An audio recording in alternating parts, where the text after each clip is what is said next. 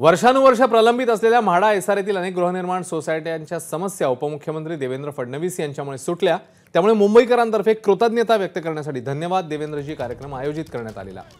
या कार्यक्रमाला शिवसेना आणि मनसे नेते उपस्थित होते।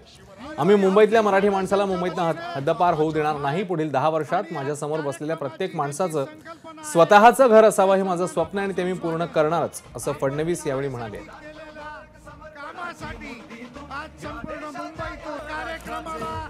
मुंबईचे पालकमंत्री मोमेंटो देऊन या ठिकाणी स्वागत होते।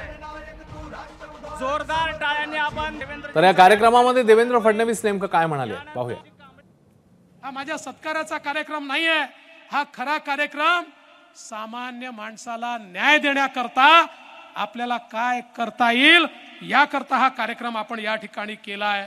आणि म्हणून आपण स्वयं पुनर्विकास हा मुद्दा या ठिकाणी आणल्यानंतर किमान 25,000 वसाहती स्वयं पुनर्विकास जो आहे त्या संदर्भात 25,000 वसाहती ज्याच्यामध्ये 5 लाख घरांची निर्मिती आपण करू शकतो, याला आपण पात्र केलेला आहे।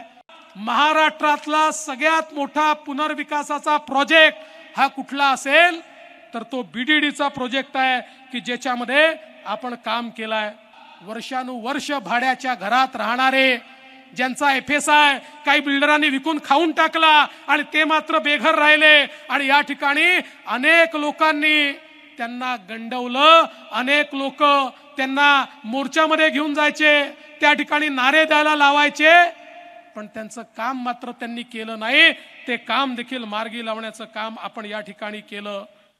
मी पहिल्यांदा माननीय मुख्यमंत्र्यांशी चर्चा केली।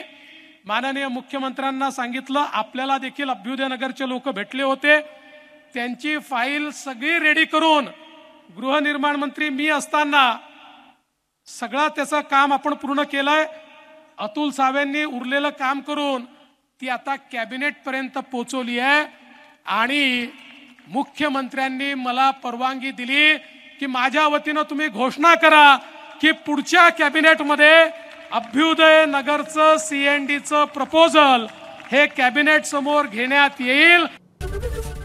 एबीपी माझा, उघडा डोळे बघा नीट।